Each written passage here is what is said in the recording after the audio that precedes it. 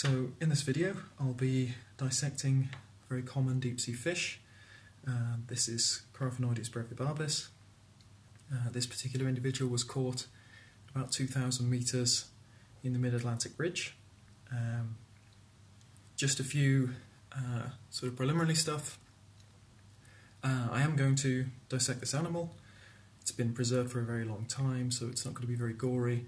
The internal structures are going to look quite rubbery, but it is a dissection, so if that bothers you, then don't continue to watch. Secondary, this is or was a living animal. It has been killed in order for us to learn more from it.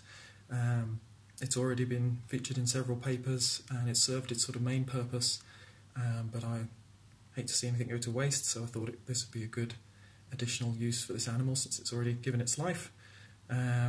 But it's important to sort of respect what we're working with here and realise that a living thing has been killed.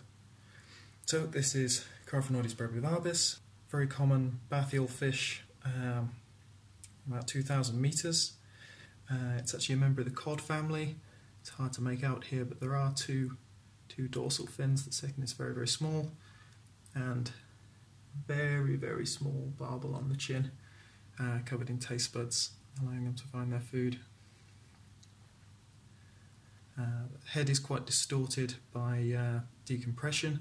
You can sort of see the bone structure and the skin sitting quite lightly over it. In life, this is a much nicer looking fish. It's lost a lot of its scales as well. So this is pretty much how a deep sea fish will look if you ever get to dissect one. Damage is done by trawling, damage is done by the decompression of bringing them to the surface, and of preservation. So they don't look their best. That's why I prefer to use in situ video where we can. Okay, so to begin, if you look in taxonomic textbooks and any sort of place identifying these animals, you'll often see them facing to the left, like this one is here, and this is sort of the standard side that fish are sort of displayed for taxonomic reasons.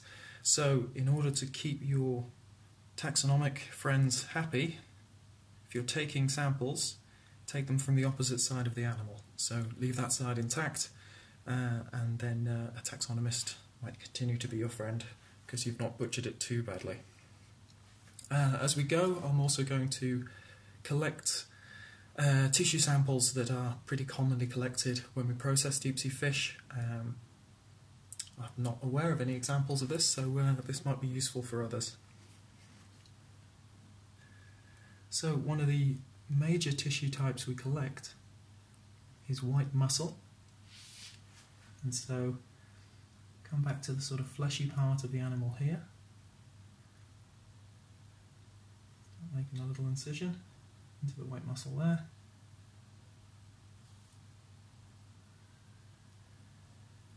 Work along, push the scalpel down until you feel the resistance of the bones below there. And take it back up. Okay, so you've scored out the area you want to take a sample from. Now sort of fillet that sample just to remove the skin.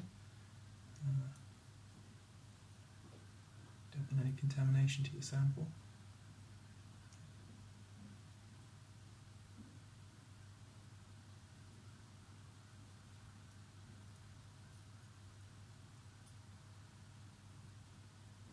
Okay, so that's the skin removed there. Hold that back or cut it off if it's getting in your way, and then follow down from above to free that sample.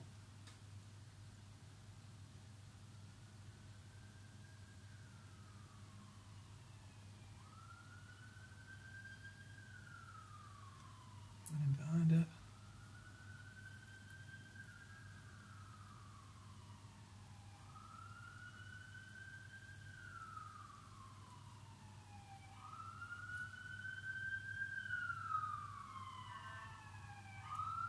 There we go. So a nice neat plug of white muscle. We've not gone further down into the red muscle. We've not nicked any blood. So this is a nice clean sample. It's also quite a neat sample. We've not done too much damage to the animal itself. Okay, another tissue sample that we're seeing being taken more and more often is of a gill. It's been preserved for a long time, so it's quite stiff.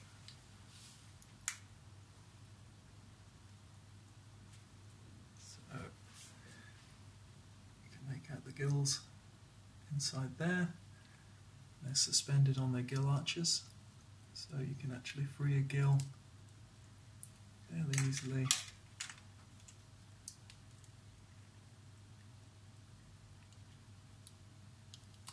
By cutting at either end, where it's suspended by the bone.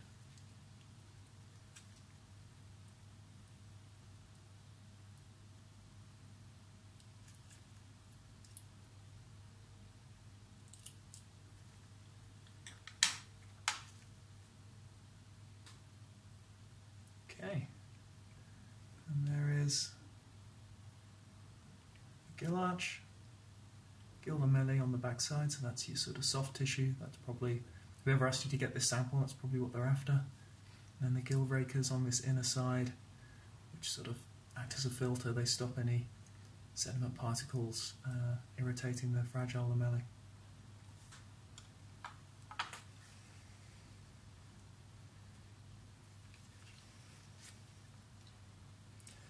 Okay, so moving on to the internals of the fish.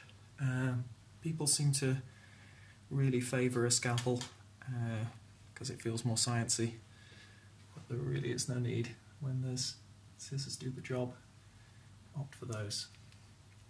So, easiest way into the animal is to unfortunately start with the anus. Hook a pair of scissors just underneath the skin. Nick your way in. That's it.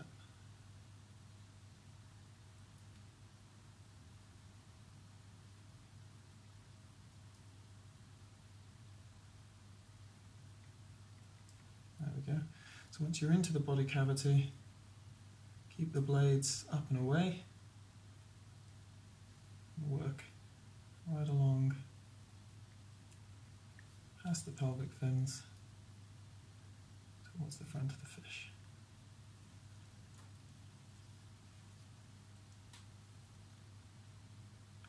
Let's make a bit of a mess, that's pretty normal.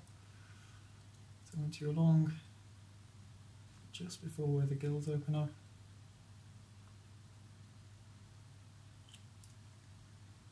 and work your way up the body.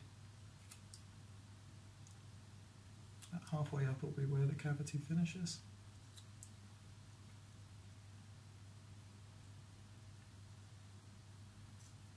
Do the same at the other end. So you can see this black lining here. It's pretty common in deep sea fish. It's thought to mask them if they've eaten a bioluminescent meal, so they're not lit up, vulnerable to other predators. So, unfortunately the anus is still attached on this side. I usually aim to get that on the other, so I'll just free that.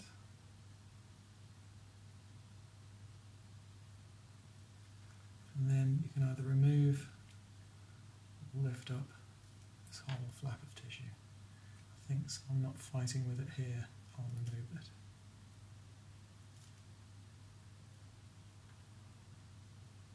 Okay, now we've revealed the internals of the fish, quite heavily preserved, so not looking their best.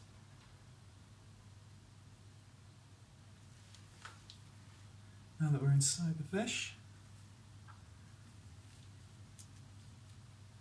see the liver here.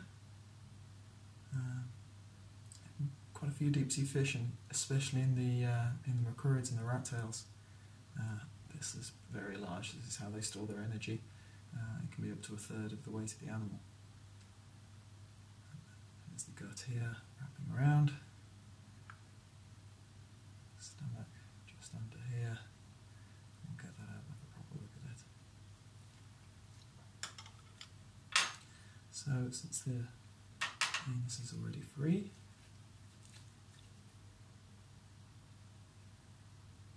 lift up gut.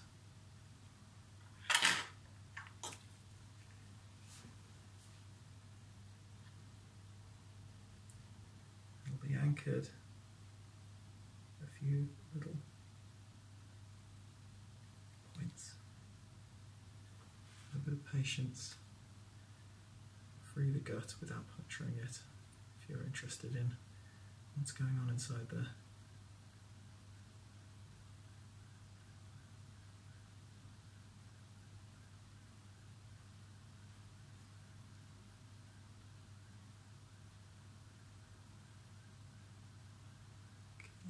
That's mostly free. So, to free the esophagus, it's going to be a little bit tricky. So, fish first swallows food, travels down a muscular esophagus leading into the stomach here. So, remove a little bit more of the body just so you can see what's going on.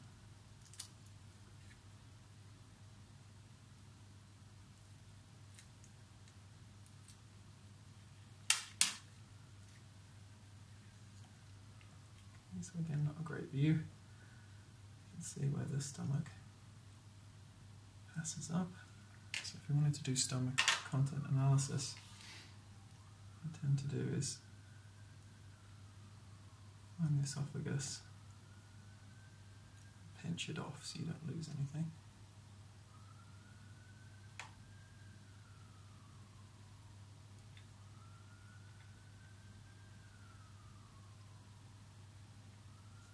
Stomach, which is making this difficult.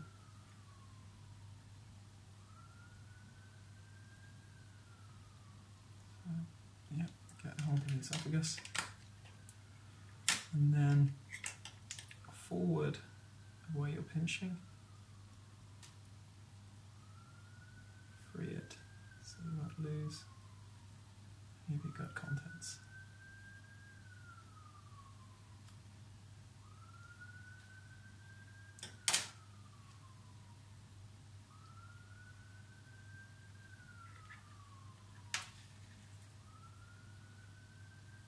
And there'll be some anchor points to free.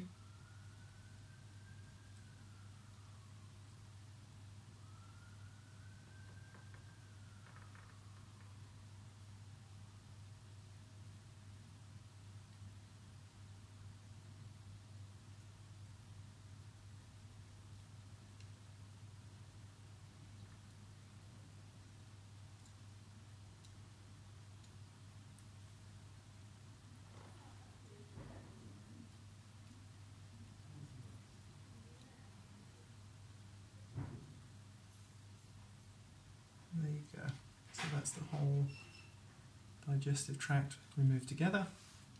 I would have liked to have gone a little bit further up the esophagus just to make sure I didn't lose anything from the stomach. These are the pyloric cecae, so they're just on the exit from the stomach where it joins the intestine. Pretty unusual if you've not seen those before, they're pretty unique to fish. Intestine, and then finally the anus. So if you were looking at stomach contents analysis, if you wanted to look at what this animal had been eating, this is where you're going to head for that. Back into the animal. The liver is in two lobes, so all of this is liver. It's sat sort of either side of the stomach and the gastrointestinal tract. So it really is massive in these fish, there's no missing it.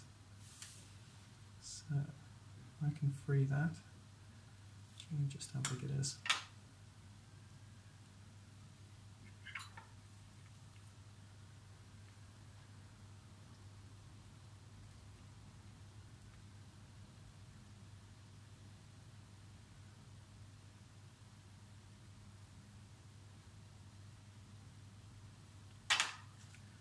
The liver, well, like most livers, has a bit of the consistency of pate, so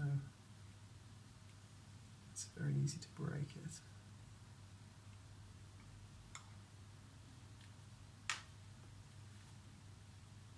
Take time, those little anchor points. If you end up dissecting lots of the same fish, you'll start to get familiar exactly where those anchor points are. You can whiz around and remove things in no time at all.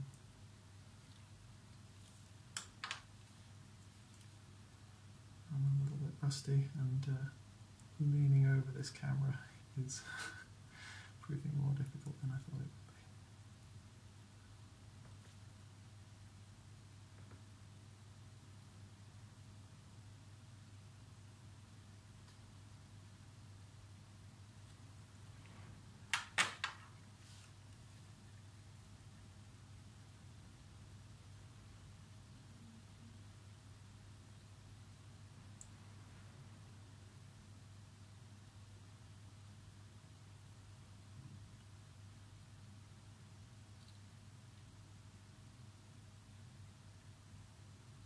One lobe.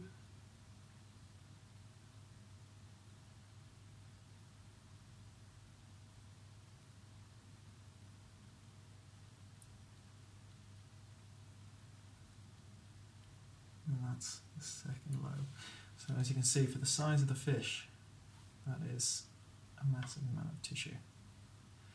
Now if you're collecting a liver sample, for whatever reason, people tend to favour the distal lobes, so you'll have lots of vesicles and sort of tube work going on at this end where it was anchored, and then all the interesting metabolic stuff be going on at that far end. So you'd usually just take your liver sample right from the end.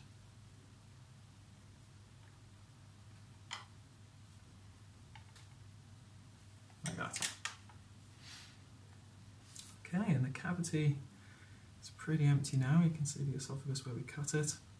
You can also see the gonads now. These can be really hard to find, especially in deep sea fish.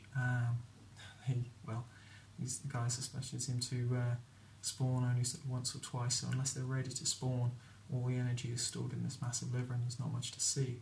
A good way of finding them though is to start from the anus where you made that first incision, because the large intestine and the gonads are the only things that vent to the anus, and so you can usually find, once you've removed that there's another tube leading there.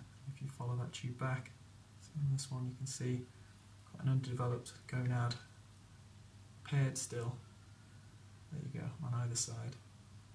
So this is immature, but I'd guess I'd say a male, but immature.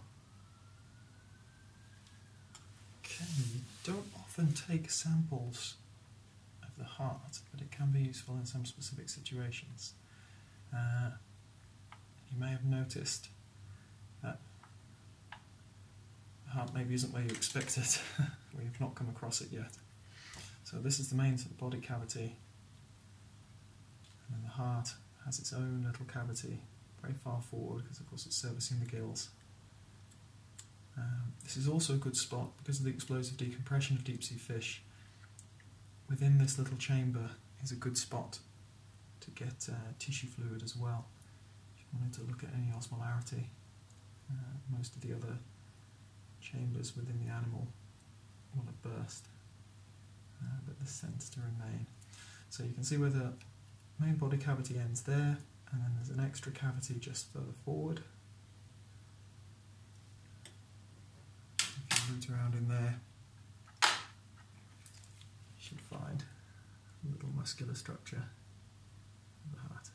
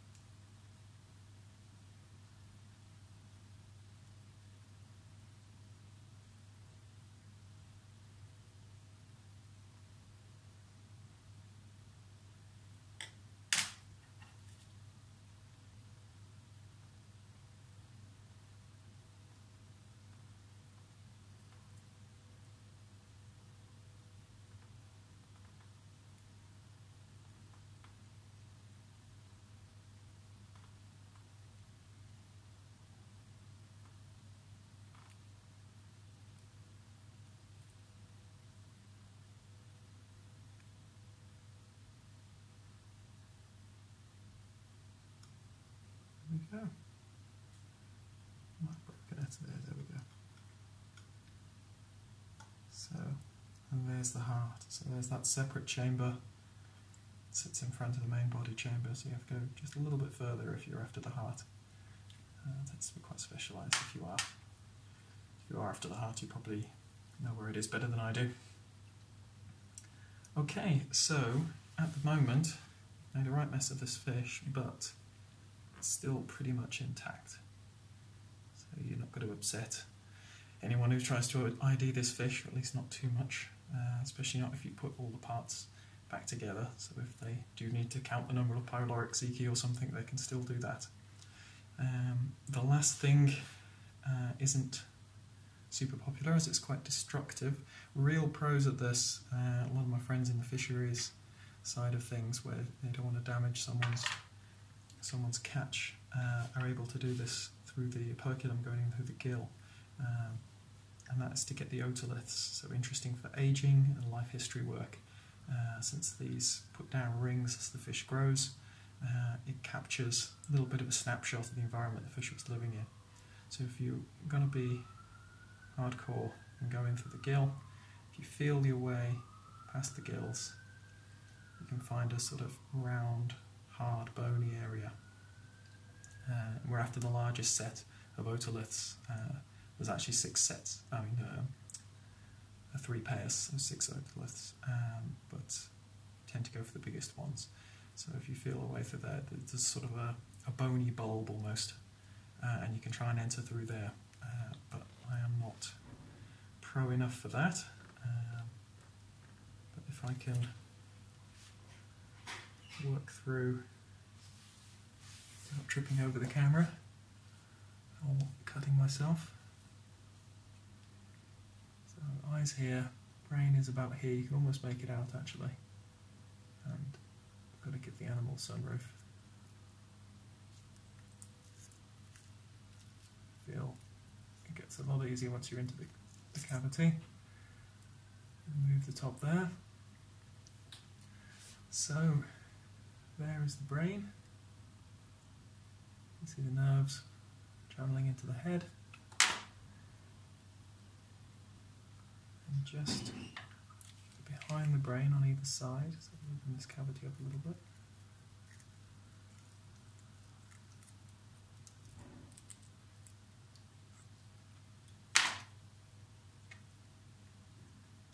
The chamber on either side towards the back of the brain.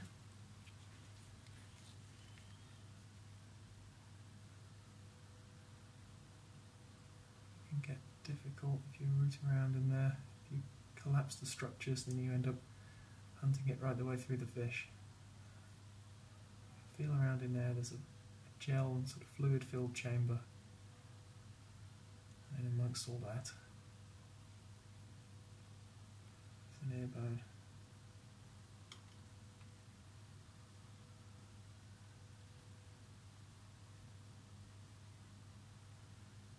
I think I can see it, just trying to get hold of it. There we go. Okay, a bit slimy. There we go, that's the ear bone of the fish. It'll be laying down onto that calcium substrate as it grows. And there's a wealth of information you can get from that. Usually we'd be using it for aging,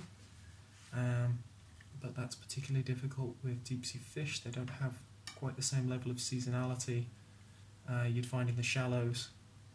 So you will see growth rings, but there's nothing to say that they line up with the times of the year, or just if the fish has been lucky. Okay, and that is dissection of a pretty classical deep sea fish, macrourid, a rattail. A little bit messy, a little bit grim, but hopefully not too horrible and useful for some people. Wasn't my best work, it's difficult to do this while recording, but I hope you found it useful.